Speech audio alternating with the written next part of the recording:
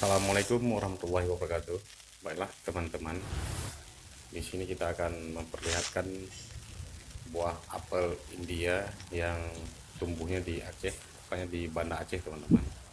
Ini saya tanam di dalam pot.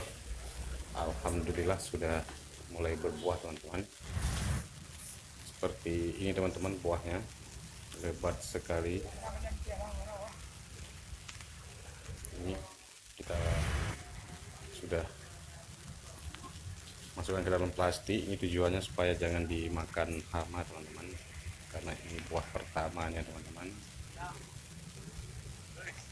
Ya, di sini juga kita masukkan ke dalam plastik. Sebelumnya juga ada pernah saya makan, buahnya juga enak teman-teman.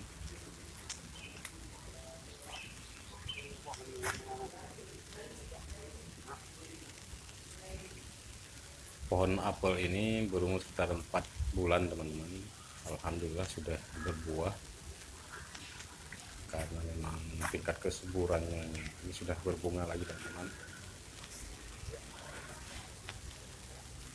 Ini saya pakai pupuk kandang teman-teman,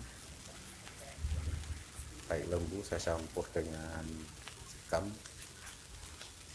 Alhamdulillah tumbuh dengan subur, dan buahnya pun juga banyak teman-teman.